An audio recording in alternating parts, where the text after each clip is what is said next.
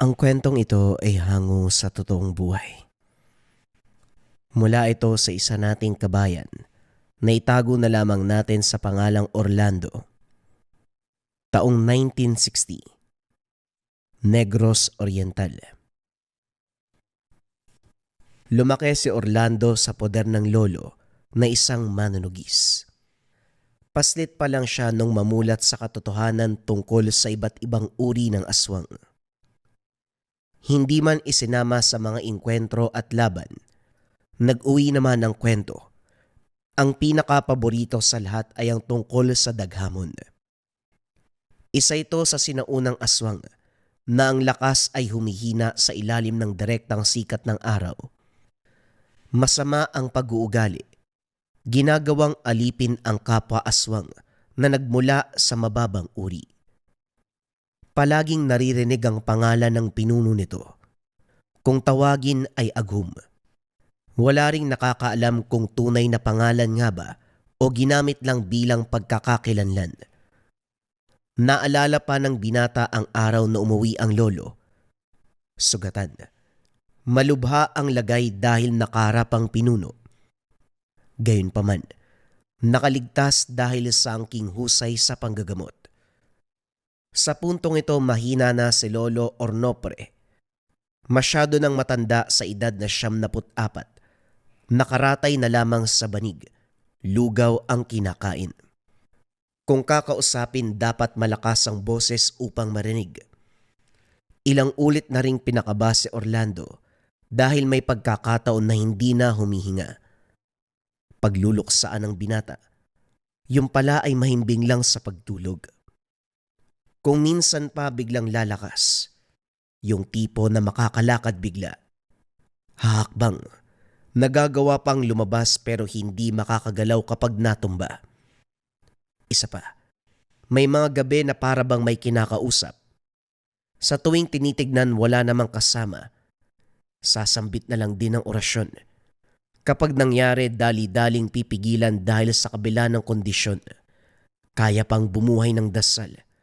Nag-aalala ang binata sa posibleng resulta kung hahayaan. Dahil retiradong manunugis, hindi na nagagamit ang medalyon. Nakatago na lamang ito sa kahon.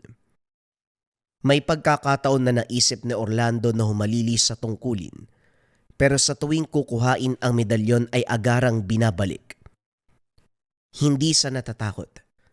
Sadyang ayaw pakialaman ang gamit ng matanda. Sa totoo lang, hiniling ni Lolo Ornopre na pumalit ang binata. Pinag-usapan ito nung malakas pa ang matanda. Hindi lang natalakay muli dahil abala sa gawain hanggang sa umabot sa punto na nakaratay na lamang sa banig. Orlando, may dala akong pagkain dito. Isdang paksiw, kaunting tinapay at saka bigas. Pasensya na ngayon lang nakadalaw uli ano. Dinakip kasi kami dahil sa ilegal na pagpalaot. Wala talagang patawad sa kagaya naming maliliit na bangka. Mabuti na lang talaga nadaan sa pakiusap. Yung huli namin ang kinuha tapos sinayaan na kaming makauwi. Sumaglit pa rin ako para may maiulam. Kumusta na ba si Ornopre? Wika ni Lolo Jesus, kapatid ni Lolo Ornopre. Ganun pa rin naman po. Kasama pa rin natin si Lolo. Tugon ni Orlando. Baka may lalakarin ka ha. Pwede mo nang gawin ngayon.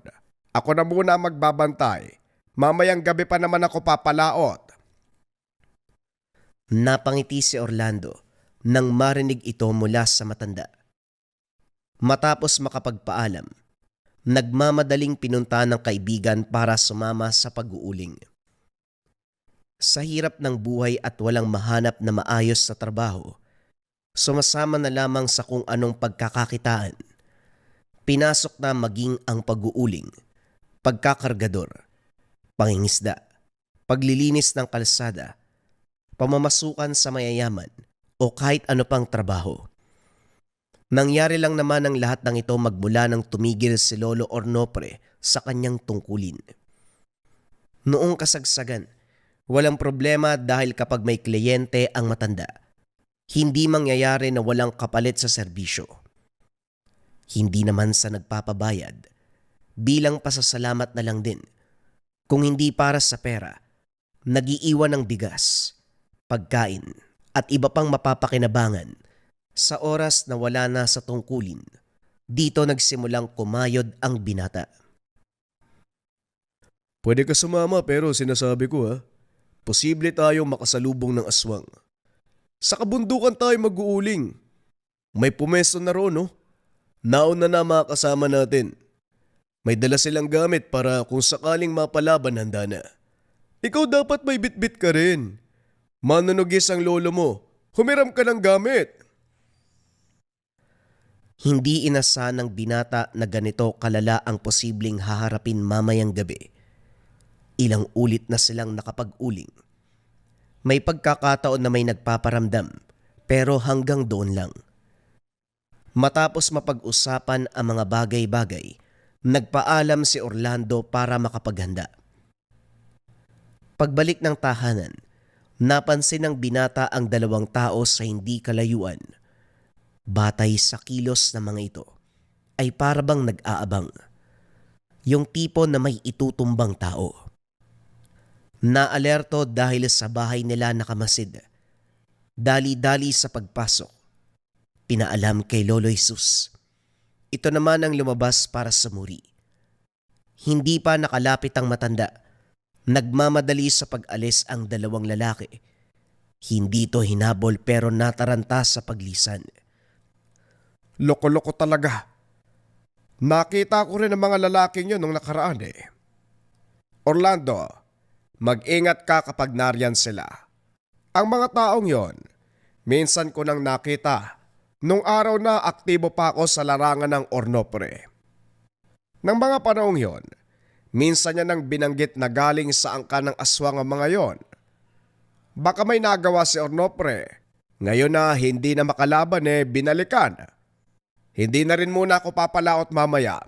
Masama ang kutob ko sa dalawang yon Elo, sasama sana ako kay Kaloy para makapag-uling. Sa kabundukan daw po sila pupwesto mamaya. Ganun ba? Sige, walang problema. Ako na muna magbabantay dito sa bahay. Mabuti pa maganda ka na. Mabilis pa naman lumipas ang oras. Damit at baon lang ang inihanda ni Orlando. Si Lolo Jesus naman, nag-abot ng gamit. Nagulat ang binata dahil ito ang medalyon ni Lolo Ornopre, ang San Benito. Sinamahan ng maliit na palakol. Lo, ano po to? Bakit nyo inabot sa akin? Nakausap ko si Kaloy habang papunta rito. Sinabi niya sa akin kung saan kayo mag-uuling. Ilang insidente na ang naganap sa lugar na yon. Mas maigi kung magiging handa tayo kaysa magsisi. Hindi ko naman po alam kung paano ang tamang paggamit Etong palakol pwede pa. At saka, may dala naman po akong itak. At yung lang isa pangontra sa aswang. May natira sa gamit ni Lolo, kinuha ko. Kahit na. Dalin mo pa rin. Pangdagdag proteksyon lang kahit matagal nang hindi nagamit. Aktibo pa rin ang bisa niyan. Mag-ingat ka doon Kung sino man ang magloloko sa'yo, sabihin mo kagad sa akin. Natawa na lamang si Orlando sa huling winika ng matanda. Ngumiti siya rito at saka lumakad. Habang paakyat ng kabundukan, kapansin-pansin ang mabigat na presensya. Kailangang malalim ang paghugot ng hininga dahil parabang may kung ano sa hangin. Kahit sa madilim na bahagi, malinaw na nasisipat ang anino ng mga nilalang. Hindi pa masyadong malala ang takutan dahil nag-aanyong tao pa ang mga ito. Pagdating sa pwesto, nagsikilos ang naunang kasamahan para sa pag-uwi. Sila ang pumalit sa mga ito. Sinimulan kagad ang pag-uuling. Sa kalagitnaan ng proseso, si Kaloy mismo ang nagbigay hudyat sa lahat. Inutusang maganap ng matataguan, magbitbit ng sandatang panlaban. Sinunod ng lahat, kanya-kanya sa paghahanap ng matataguan. Sumiksik si Orlando sa butas sa gilid ng kuweba. Inilabas ang pabaong palakol ni Lolo Jesus. Bitbit na rin ang bote ng langis. Kahit papano may liwanag sa paligid sa tulong ng apoy mula sa pag-uuling. Maya-maya pa sunod-sunod na dumaan ang mga anino. Doble ang pagbabantay sa paligid at sa hawak na langis. Hindi nagtagal dahan-dahan itong kumulo. Humigpit ang hawak sa palakol, lalo na nang may dumaan. Malakas na pag-angil ang sumunod. Sinundan ito ng mga kaluskos. Nagsisigawan na rin ang mga kasamahan. May pagtutuos na naganap. Sa kabila nito, nanatili ang binata sa pinagtataguan. Hindi dahil natatakot, naghihintay lamang ng tamang tiyempo. Maya-maya pa sinunggaba ng halimaw na dumaan. Swerteng tinamaan. Nagawang iligtas ang kasamahan na akma sanang susugurin. Hindi tinigilan ng taga hanggat gumagalaw pa. Nagtakbuhan ang mga kasama. Si Orlando at Kaloy na lamang ang natira. Hindi makakilos sa kinakatayuan. Pinalibutan ng mga aswang. Hindi naglaon nagsimula na ang tagisan ng unahan na ni Kaloy. Mabuti na lamang mababang uri ng aswang ang kalaban. Hindi napahaba ang pagtutuos dahil kaunting daplis. Aatras na para isalba ang sarili. Malalakas lang sila manakot, pero kapag papakitaan ng tapang, ito mismo ang kusang aatras. Ito ang nangyari sa sitwasyon nila. Malakas sumugod, hindi naman pala kayang humarap. Bumalik kayo! Nagsisimula pa lang tayo! Wika ni Kaloy. Ganyan naman kapag mabababang uri, pare. Hayaan na natin. Tutuloy ba tayo sa pag-uuling o uuwi? Siyempre tuloy. Hindi tayo magpapapekto sa mga buwisit na yan. Hanap buhay natin to eh. Sagaba lang sila. Umuwi na mga kasama natin, tayo-tayo na lang nandito. Doble kilos na lang dahil nasunog na. Bumalik sa pagtatrabaho, pero nanatiling alerto sa banta ng paligid. Kapansin-pansin ang presensya ng hindi kilalang mga tao. Tao man ito sa paningin, hindi pa rin maitago ang katotohanan na may lahi. Sa kabutihang palad, hanggang doon lamang ang naganap. Natapos ang pag-uuling madaling araw, ligtas na nakababa ng kabundukan. Dumiretso na rin sa bodega kung saan isinasagawa ang kasunod na proseso kagaya ng pagsasako ng produkto. Sa mga oras na ito, napansin ni Orlando ang bagong tauhan. Kinutuban siya dahil nang magtama ang paningin, makikita na nag-aalangan. Umiiwas pa ito kapag nagkakasalubong sila. Tsumempo siya ng uwian. Hinarang niya ang bagong tauhan. Inayos ang paglapit at pakikitungo para hindi mabigla. Dito na pag-alaman na may lahing aswang si June. Aminadong natakot nang maramdaman ang bitbit na langis ni Orlando. Natatakot dahil may karanasan ito. Ilang beses tinugis ng albularyo sa bawat lugar na pinupuntahan. Nilinaw ng binata na hindi siya pinanganak sa ganitong kalagayan. Nagkataon na nalahian. Biktima ng yanggaw. Magmula sa araw na napagtanto, inayawan ng lahat ng kaanak, tinakwil ng sariling pamilya. Nagmula sa malayong probinsya, nakarating sa lugar para makahanap ng maayos na buhay. Alam ko naman na hindi magiging maayos ang sitwasyon ko. Isa na akong aswang eh. Puro na lang takas sa mga taong katulad mo mangyayari sa buhay ko. Kung alam ko lang na ganito, sana nagpatiwakal na ako noon eh. Huwag mong sabihin yan. Kahit may lahi ka, may puwang ka pa rin sa mundong ito. Huwag mo kong ituring na kaaway. Hindi ako albularyo. Hindi rin mananugis. Sadyang may baon lang ako pamproteksyon. Lumiwanag ang mukha ni June. Ito pa mismo ang nakipagkaibigan. Hindi pinagkaitan ni Orlando dahil halata sa galaw at mga mata na nagpag-iwanan. Para itong paslit na basta nalang dinidispatcha sa lansangan. Bilang tulong, nagpaalam kay Lolo Jesus na patutuloyin ang binata sa kubo doon sa taniman. Tumango naman kagad ang matanda, pero matapos itong ihatid, kinausap siya. Iho, alam ko na likas ang pagiging mabait mo. Pero tandaan mo sana na aswang yan. Ano man ang mangyari, kapag aandar ang pagiging halimaw, wala yang kikilalanin. Alam ko naman ho yun. Lo, maniwala po tayo kay June. Halata naman sa galaw niya na inosente siya. Mainhin nga ang kilos eh. Daig pa ang babae. Hindi makabasag pinggan. Kung sabagay, ang akin lang naman, dapat alerto tayo sa mga taong nakakasalamuha. Lalo pa pinatuloy natin eh. Nga pala, matindi ang kabako kagabi. May nangyari ba sa'yo sa kabundukan? Ganun na nga, Polo. Mabuti na lang mababang uri. Pinakitaan namin ang tapang ni Kaloy. Ayun, nagsitakas lahat. Ganun pa man, hindi yun sapat para magpakampante. Naalala mo ba si Mang Dagohoy, yung kasabayan ni Ornopre? Bumisita kaninang umaga. Kinamusta ang lolo mo? Bukod dito may sinabi siya. Gusto niya tayong maging alisto sa bawat oras. Tamang hinala ko. May nakalabang grupo si Ornopre kasama ang iba pang kapwa manunugis.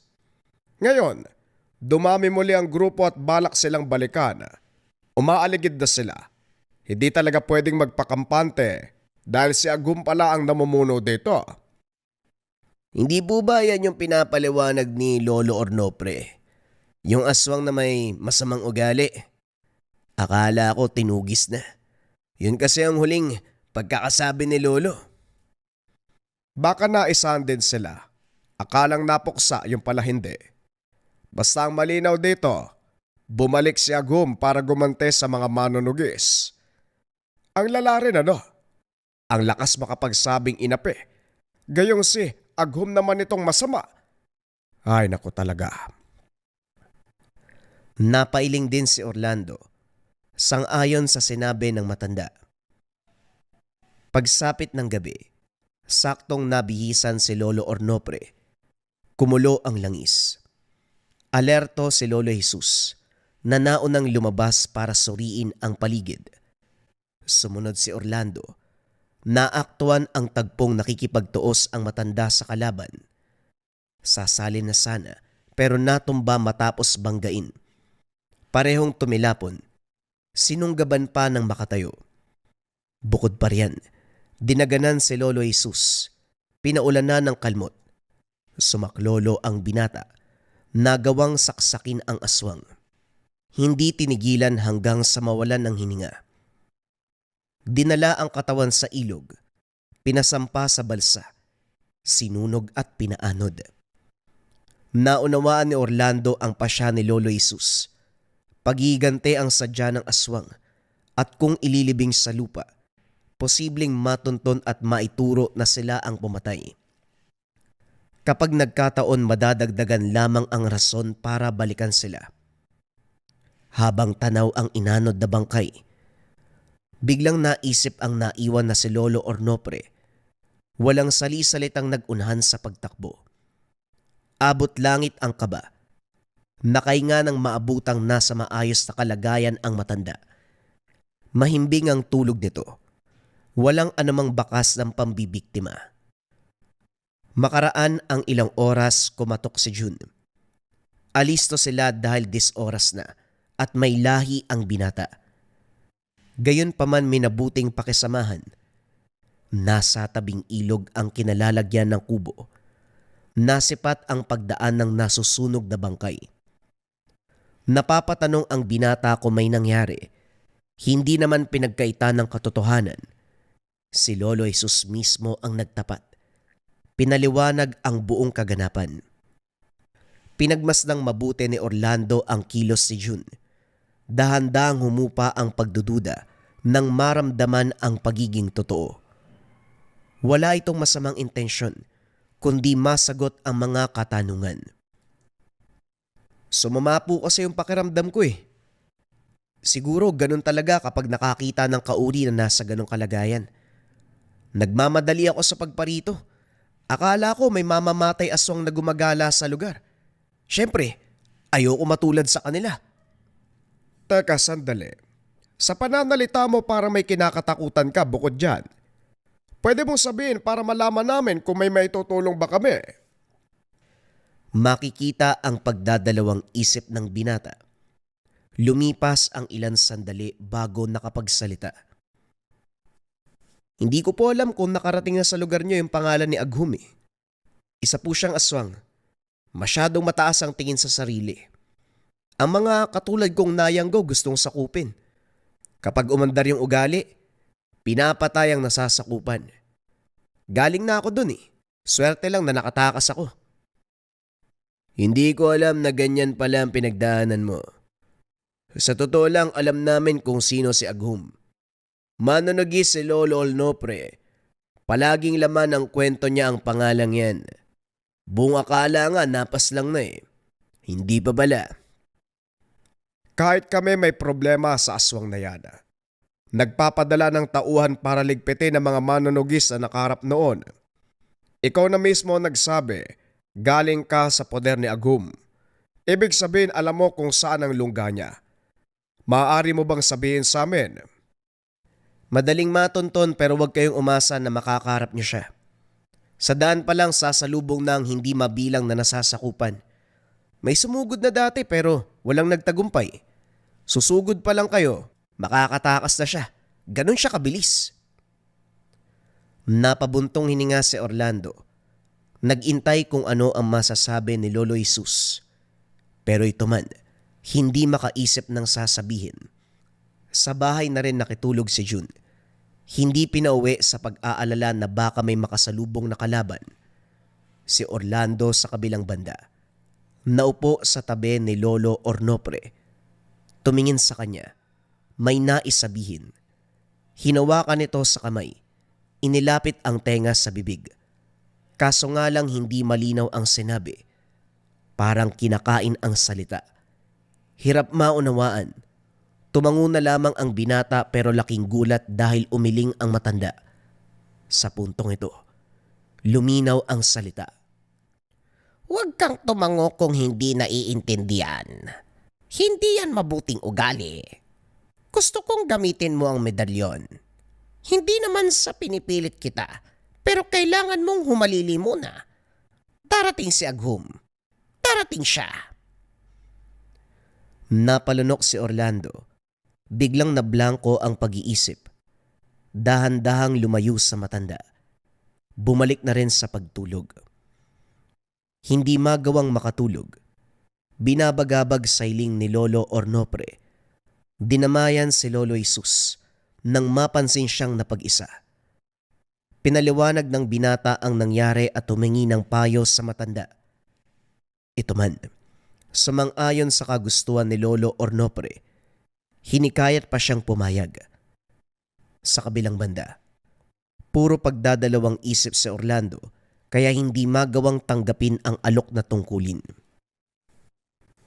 Nang sumunod na mga araw, napilitang magpasya ang binata dahil sa paulit-ulit na pangungumbinse ni Lolo Ornopre.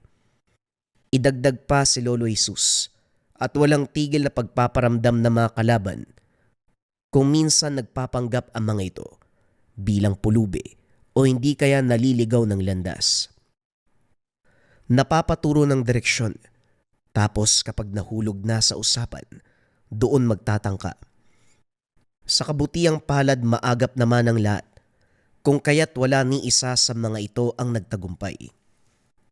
Nang maalimpungatan isang gabi, dali-daling sinilip ang kinalalagyan ni Lolo Ornopre. Umuungol ito. Nanlilisik ang mga mata. Nakabuka ang bibig. Nanigas ang katawan at batay sa sitwasyon. Para bang hinihigop ng anong puwersa ang natitirang lakas. Lumakas ang pag-ungol. Tumagal ng ilang segundo hanggang sa natahimik na lang bigla. Sa puntong ito, tuluyang nalagutan ng hininga. Nanlumo ang binata. Napahagulgol sa nangyari. Maya-maya pa sumunod kay Lolo Jesus nang makita itong nagmamadali sa paglabas. Habang binabaybayang daan, sinunggaba ng aswang. Mabuti na lang mabilis ang pandama ni Orlando. Sinalubong ng taga ang nilalang.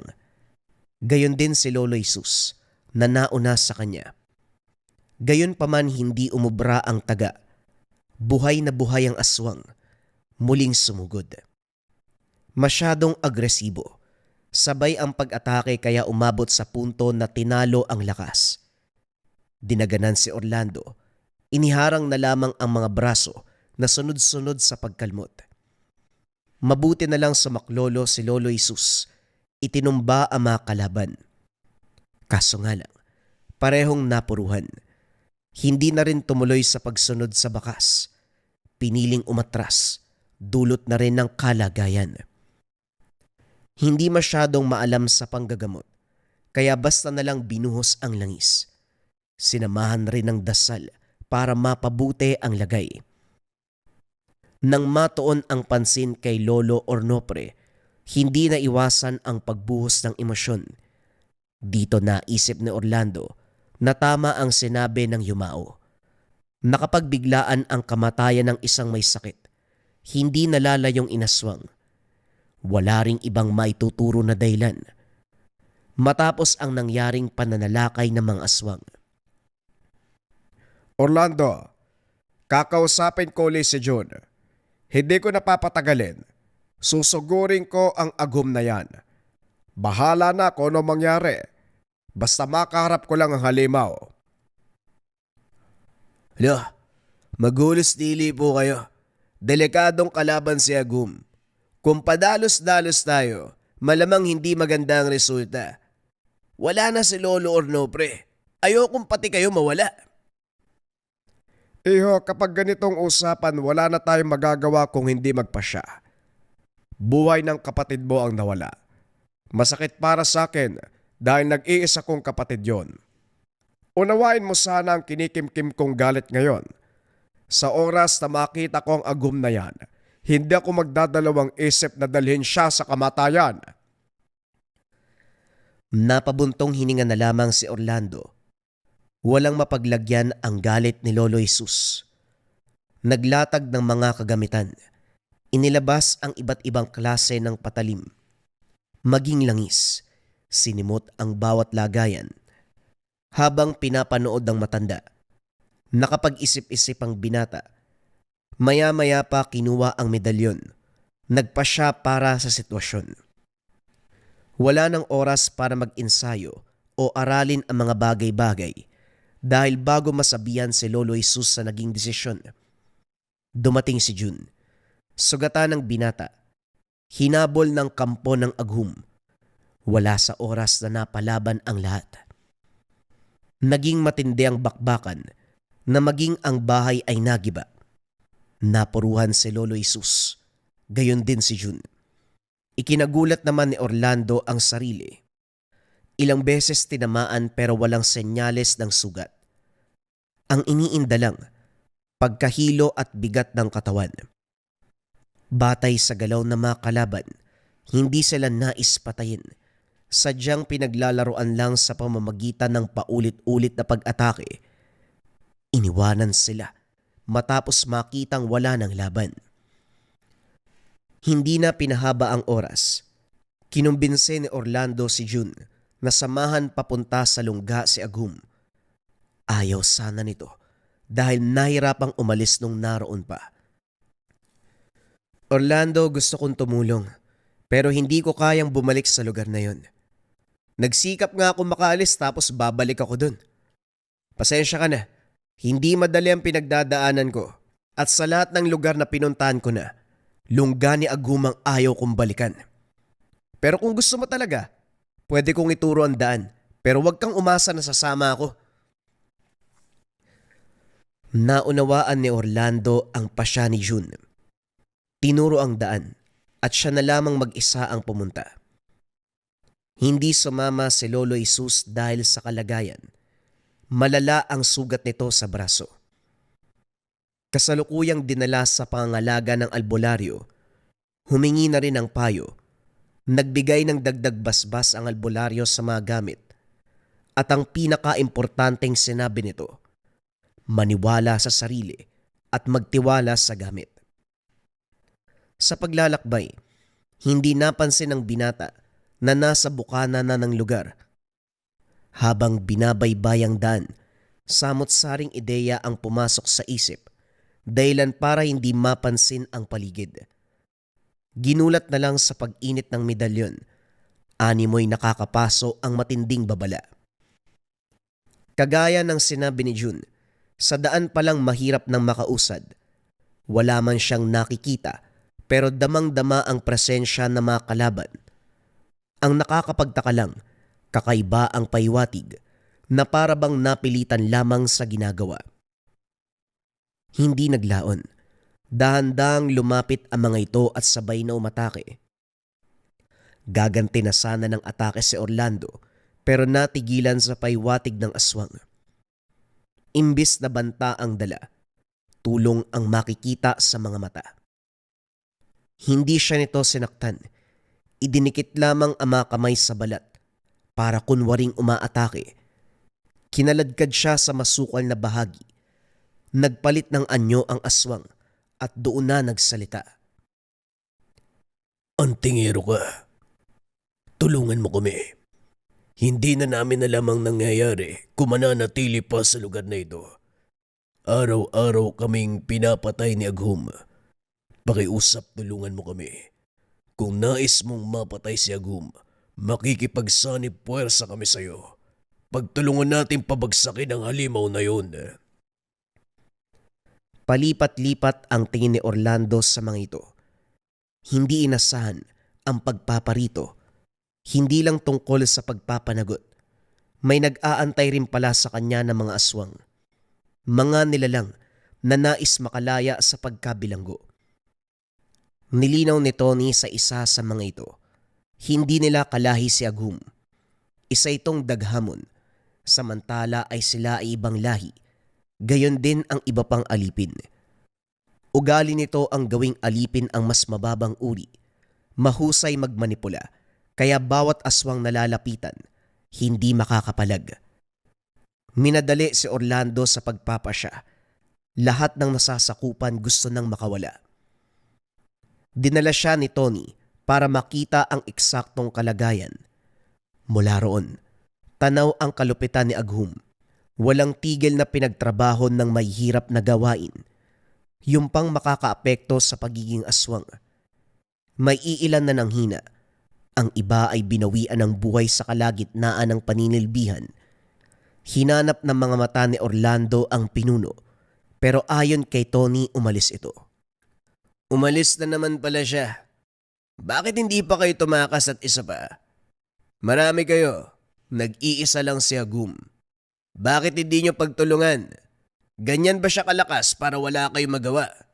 Kung dami ang pag-uusapan sa tingin ko, matatalo nyo siya. Hindi ganun kadali.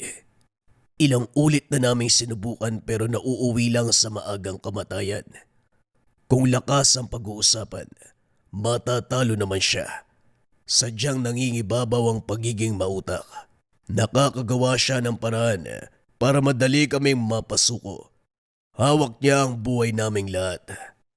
Nakakulong ang kalahati ng aming kaluluwa sa daladala niyang agimat. Kapag naisipan niyang basagin, siguradong mamamatay kaming lahat. Napabuntong hininga si Orlando nang mapagtanto kung gaano kaseryoso ang sitwasyon. Lalo lang nadagdagan ng rason upang makita ng harapan si Aghum. Habang inaantay ang pagbabalik nito, ginugol ang oras na pagplanuhan ang lahat. Si Tony at ang iba pang alipin ay nakipagtulungan. Napukaw ang damdamin ng binata sa pinakita ng mga ito. Parang mga paslit na matagal nang bilanggo. Mga inosenteng nais makawala sa pagkakasakal sa malupit na pinuno. Kung sila ang magsasabi, hindi pinuno ang tingin kay Aghum, kundi mapagmanipula at mapagsamantalang halimaw.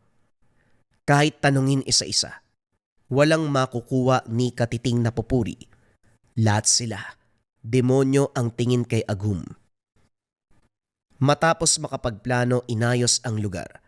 Iba't ibang bitag ang binaon kung saan-saan. Nagkalat na ang mga gamit na kukontra sa lakas ng isang daghamon. Nang maayos ang lahat, bumalik sa gawain ng mga alipin. Pero sa pagkakataong ito, pagkukunwari na lamang, tinago rin nila si Orlando at pagbabalik ni Agum na lamang ang inaantay. Sa kabilang banda, ginugol ni Orlando ang oras para isipin ang mga gagawin. Maigpit ang hawak sa palakol, gayon din sa medalyon. Walang tigil sa pag-usal ng dasal.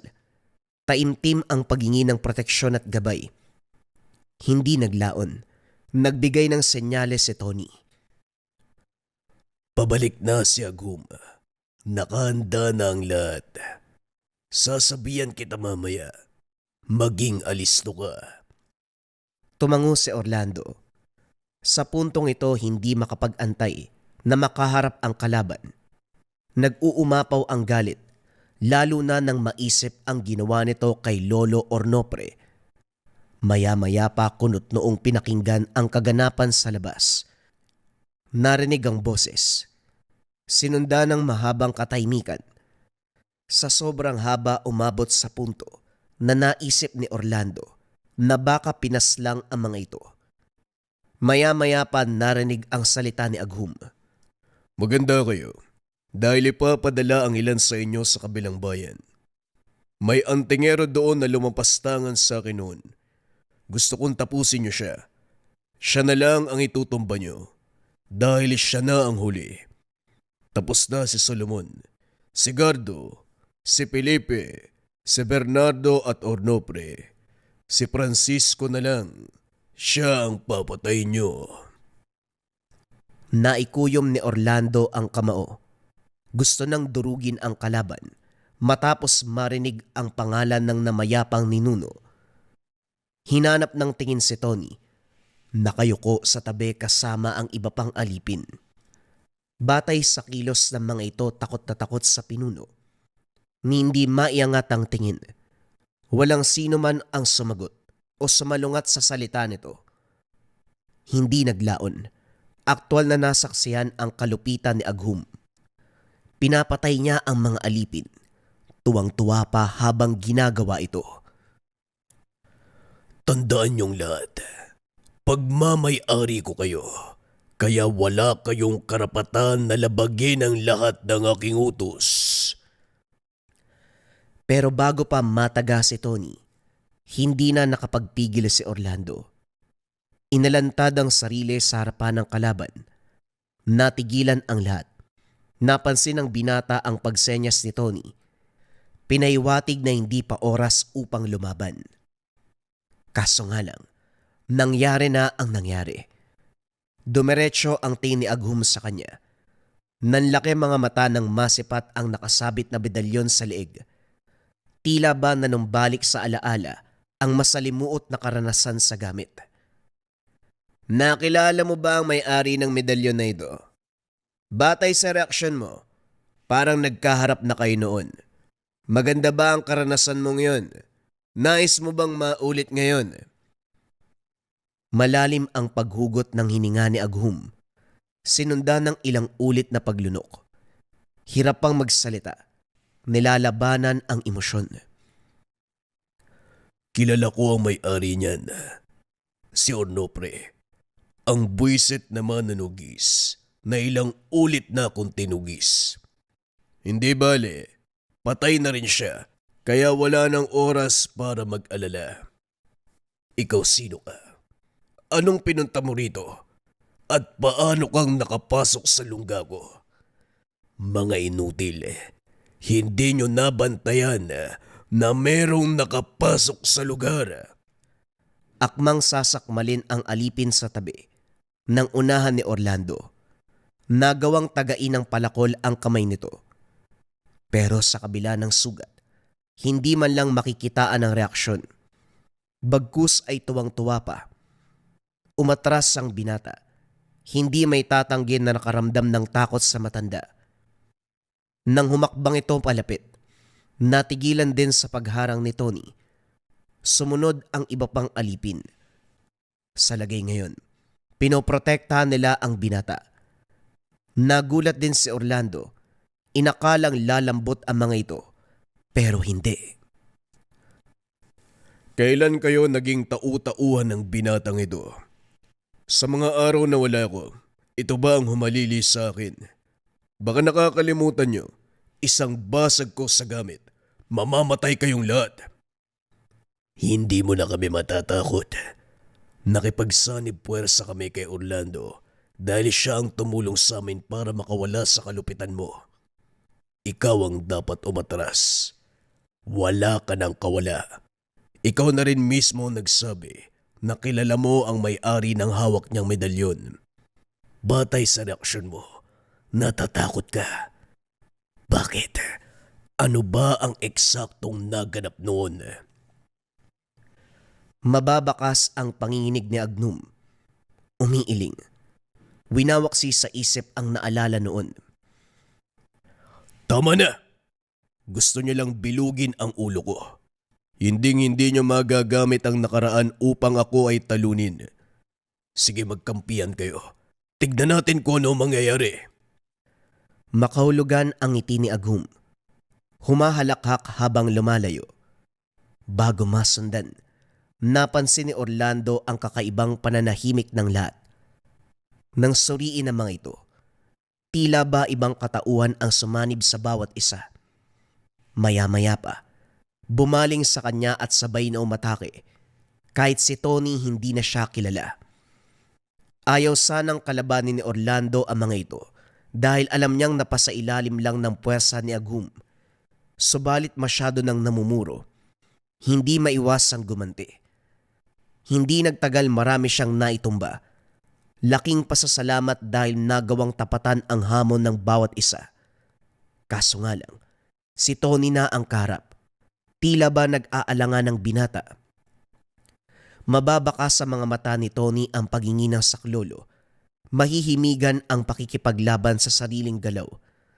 Kinokontra ang puwersang nagmamanipula. Nang masipat si Agnum sa hindi kalayuan, walang pag-aalinlangan na pinunta ni Orlando. Sinugod ng taga pero bawat atake ay nagagawang iwasan. Pagbangon, nagulat dahil nawala ito. Bumalik na rin sa ayos ang pag-iisip ng mga alipin. Ngayon alam mo na kung bakit namin siya hindi matalo. May ka siyang ginamit para manipulayin kami. Wala na bang paraan para matalo siya? Hindi uubra ang paghamon gamit ang lakas. Marunong siya sa ibang bagay. Dapat natin yung tapatan. Pero hindi ba antingero ka? At meron kang dalang tangan. Batay sa usapan namin may naunang may-ari niyan. Kung natatakot si Agnum sa dating may-ari, ibig sabihin malakas ito. Ikaw ang pumalit, hindi ka ba tinuruan? Pasensya na pero sa nakikita ko sa iyo ngayon, mahina ka. Ang lamya ng kilos mo. Hindi maiwasang maya ni Orlando nang makita ang dismayadong mukha ng mga ito. Napailing ang karamihan, lumayo ang iilan. Si Tony naman, nagsisisi kung bakit tumingi ng tulong sa kanya. Mabilis na nagbago ang pasya. Tinuring siyang aksaya sa oras. Hindi naman talaga ako ang tingero pero sinubukan ko. Lolo ko ang may-ari ng medalyon. Bago siya pumanaw, hiniling niya na ako ang pumalit sa tungkulin. Kabilang dito ang pagpuksa kay Agnum. Oo, wala ng oras para aralin ang iba't ibang aspeto pero sinusubukan ko. Matututunan din naman yun kahit sa kalagitnaan ng pakikipagtos. May engkwentro kanina. May natutunan ka ba? Bakit hindi mo sinabi ang katotohanan mula simula? Pinaasa mo kami. Akala namin isa kang mahusay na nilalang. Ang lakas ng lobong pumarito sa lugha ni Agnum.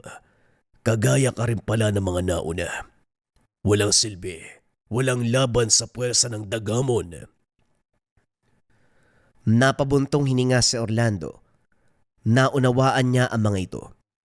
Aminado na kasalanan, pero pinanghahawakan pa rin niya ang sadya sa lugar. Ngayon na lumayo ang loob ng mga ito, mag-isa na lamang siyang umusad. Sinunda ng bakas si Agnum. Naaktuan nito sa tahanan ng antingero na si Francisco. Matandang antingero. Baluktot na ang katawan sa katandaan. Gayon pa man walang alinlangan na tinanggap ang alok ng kalaban. Nakipagtuos. Orasyon laban sa orasyon. Pero nang tumagal, napasubsob.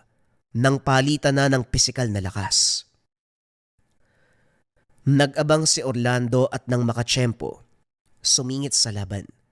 Kamuntikan pa siyang mataga ni Mang Francisco sa pag-aakalang kasabwat ni Aghum. Matapos mapagtanto ang pakay, ito pa mismo ang nag-alok na makipagtulungan. Ikaw pala ang apo ni Ornopre. Magkasama kami ng lolo mo nung araw na nakasagupa ang demonyong ito. Inakala naming patay na. Buhay pa pala. Pero sa puntong ito, wag nating luwagan ng pagkakataon. Patayin natin siya. Sandali nga. Naiinis na ako sa binatang to. Pagkatapos sa mga alipin ko, nandito ka naman kay Francisco, pambihira ka. Magpawat ka. Pinagbigyan kita kanina kaya umalis ka rito. Hindi ko galing isingit ang iba sa pakay ko. Ganon din naman ako. Hindi ko galing palampasin ang pagkakataon. Pinatay mo si Lolo Ornopre, Kaya pagbabayarin kita. Magdasal ka na sa sinasanto mong demonyo. Baka sakaling tulungan ka. sa hudyat ni Mang Francisco. Sumugod ng taga si Orlando. Malaki ang pangangatawan. Matutulis ang mga kuko at ngipin. Nanlilisik ang mga mata. Mahaba ang buhok na basta na lamang pumapasok sa ilong, bibig at mga tenga. Mapanlin lang dahil aakalain mong tunay na imahe ang nasa harapan, yung pala ay nasa likuran. Kung minsan naglalaho at biglaan ng paglitaw, kapag nagkataon tatamaan ng atake ang binata, mabilis ding makakabawi. Dahil sa puntong ito, nagsasanib puwersa ang medalyon niya at medalyon ng antingero. Parehong San Benito. Doble ang puwersa at sa napapansin ng binata, bumilis ang kilos at kanyang atake. Ang sumunod na kaganapan kapansin-pansing nalulupig. Nang mapagtanto nag-iba ng pamamaraan, tinodo ang panlilinlang ng imahe. Naguguluhan si Orlando kung alin sa mga ito ang tunay. Kahit tagain lahat, tatagos ang patalim sa baylaho. Maging si Mang Francisco nahirapang mag-isip ng paraan. Maya-maya pa nasa likuran na ito ng matanda. Walang pag-aalinlangan na ginilitan ng leeg. Dahil sa bisa ng medalyon, daplis lang ang tinamo. Kahit pinagsama na ang puwersa ng mga gamit, nakakalusot pa rin si Aghum. Hindi maiwasang mapaisip ni Orlando. Kung tutuusin hindi naman mataas na uri ang isang daghamon. Nagpatuloy ang binata sa pagsugod habang si Mang Francisco ay nag-iisip ng ibang paraan.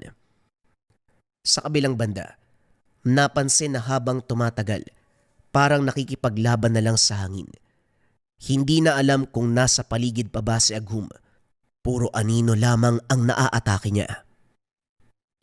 Kung ganon talagang hindi natin mahuhuli si Aghum. Nakita mo naman ang nangyari. Abala tayo sa pag-iisip ng paraan para talunin siya. Inakala natin ang kinalaban ay siya, pero hindi pala. Naunawaan ko na ang sinasabi ng mga nakasalamuha kong manunugis. Sila na nakaengkwentro si Aghum, pare-pareho ng sinabi. Imposibleng mapuksa. Paanong mapupuksa yan kung ganyan ang pamamaraan? Hindi natin namamalayan kung kailan nakakatakas. Manong, baka may pamamaraan pa kayo dyan. Hindi ako uuwi hanggat nabubuhay pa ang Aghum na yan. Pinatay niya ang lolo ko. Dapat siya din ay patayin. Sa tingin mo ba, kaya mong tapatan ang pamamaraan niya, iho? Dalawa na lang tayo. 2 medalyon na nagsanib puwersa pero naisahan pa rin. Ang mabuti pa umatras ka na sa planong yan. Iligtas mo ang iyong sarili. Lumayo ka. Umiwas ka kay Aghum. Ngayon na nakalaban mo siya, asahan mong balang araw babalikan ka niya. Kagaya ng pagbalik niya sa amin ng lolo mo. Swerte ko ngayon buhay pa. Pero hanggang kailan? Bago makasagot si Orlando, pumasok ng kwarto ang matanda para magpahinga. Pero nang suriin ito, Matapos ang mahabang katahimikan, naabutan na wala ng buhay. May bakas ng kalmot sa leeg. Baha ang dugo. Napigtas ang tali ng medalyon. Kinuha ito ng binata at saka hinanap si Aghum. Sa puntong ito, hindi na kailangan pang magpakahirap. Kalaban na mismo ang nag-intay sa kanya. Nakapalibot ang mga aliping aswang. Bakas sa mga mata na kontrolado. Maya-maya sumugod ang mga ito. Hindi alintana ni Orlando ang dami. Nakatuon ang pansin kay Aghum na malawak ang pagkakangiti. Masyadong bilib sa sarili at kampanteng-kampante. Kasabay nito, tila ba may bumulong sa binata. Boses ng yumaong ninuno ang narinig. May kung anong nagsabi na bigkasin ang salitang naririnig. Sinabayan. Nagdikit ang dalawang medalyon. Naging ganap ang pagsasanib puwersa. Isang tingin sa aliping aswang. Napukaw ang pansin hanggang sa magising lahat. Hindi lang yun. Animoy binasbasan ng bisa ang bawat isa. Kusang kumilos para sugurin si Aghum. Sa kabilang banda, hindi inasahan ng kalaban ang pagbaliktad ng sitwasyon. Nagmamadali sa pagtakas pero biglang nawalan ng bisa ang kakayahan. Sa puntong ito ay para siyang toad, nanigas sa kinakatayuan. Patuloy sa pagsambit ng salita si Orlando. Ayon sa naririnig sa isipan, sumasabay rito ang hiyaw ni Aghum hanggang sa mamatay. Nasawi ito sa mismong kamay ng mga kalahing inalipusta. Matapos nun, tumigil ang boses na bumubulong sa binata. Hindi na ito nagtanong. Malinaw na nakilala ang boses ni Lolo Ornopre. Kahit sa kamatayan, ginagabayan mo ako, Lolo. Sa kabila ng sitwasyon, humanap ka pa rin ng paraan para maturuan ako. Ngayon tapos na ang pinapagawa mo. Pinaslang ko na si Aghum. Nang magbalik sa ulirat ang mga alipin, lahat ng tingin napunta kay Orlando. Walang bukang bibig kung hindi pa sa salamat. Humingi na rin ng patawad sa ginawang pagtalikod. Hindi alintana ng binata dahil naunawaan ang pasya ng mga ito sa oras na yun. Hindi siya nagtagal sa lugar. Isinabahala kay Tony at sa mga kasama nito ang bangkay ni Aghum. Pinasama na rin ang katawan ni Mang Francisco. Pagbalik ng tahanan, tuwang-tuwa si Lolo Jesus nang makita siyang buhay. Kasabay nito napapatanong kung bakit dalawa ang medalyon. Pinaliwanag ng binata ang buong kaganapan. Ito man hindi makapaniwala sa pagsasanib puwersa ng dalawang gamit. Ngayong nagdikit ang mga ito, hindi na mabubuwag pa. Kapag gamit na ang nagpasya, walang kalaban ang makakatakas.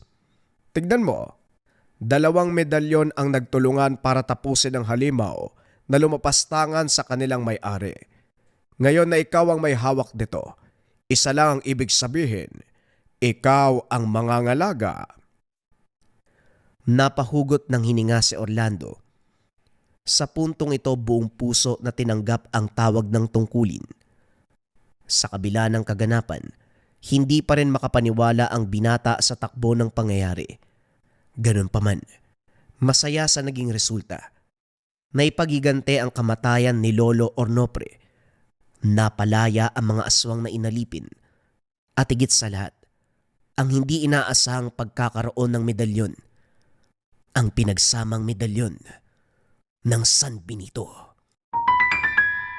Kumusta mga kabayan? Magbabasa tayo ng patotoo patungkol sa marakuyo bracelets natin. Ayan na yung mga bagong version natin, yung white sa lava, pero nandito pa rin yung OG version na glossy black and brown mga kabayan. Dako tayo sa ating first patotoo. Baka 5 lang yung basahin ko kabayan, sobrang dami na kasi nito. Sabi ng kabayan natin, dumating na po yung marakuyo bracelet ko po. Grabe po yung kabog ng dibdib ko habang ino-open ko, tas nang nahawakan ko na sobrang saya ko po. Tapos suot ko po siya nang matulog ako. Ang sarap ng tulog ko. Umaga ako nagising. Totoo po ang lahat ng sinabi nyo. Pakita natin yung comment.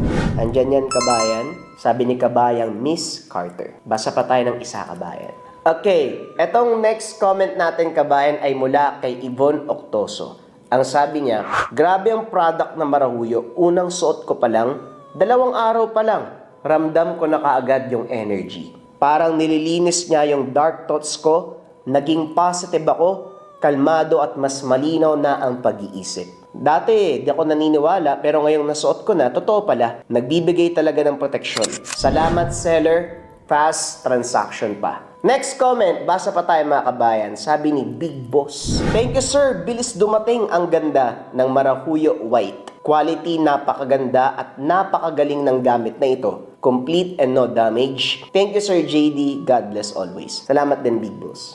God bless also. Ilan lang yan sa mga patotoo patungkol sa Marahuyo bracelet mga kabayan. Pwede nyong i-check, i-visit nyo yung Lika Merchandise. Makikita nyo yung sobrang daming reviews. Kalimitan kasi sa mga reviews na nababasa ko mga kabayan, una nawawala yung pangangate nila kapag suot ang Marahuyo bracelet. Sa gabi nakakatulog sila ng payapa, nawawala na yung mga panggagambala. Yung pananakit ng tiyan, yung pananakit ng ulo, magmula nang nasuot nila yung Marahuyo bracelet, nawala lahat yon mga kabayan ko. Ang Marahuyo bracelet kasi itong suot-suot ko ay depensa espiritual. Kontrakulam, barang, tigalpo, palipad hangin, usog, o kahit anong masamang uri ng sumpa. Nandito rin yung tinatawag nating rebuelta mga kabayan ko. Kung ano man yung sumpa na ibinigay sa inyo, ibinabalik dun sa taong nagbigay. Kung interesado ka, pili ka ng version na gusto mo mga kabayan, pare-pareho yan ng bisa. Visit nyo lang ang shop ng Lika Merchandise. Mag-ingat sa mga scammers.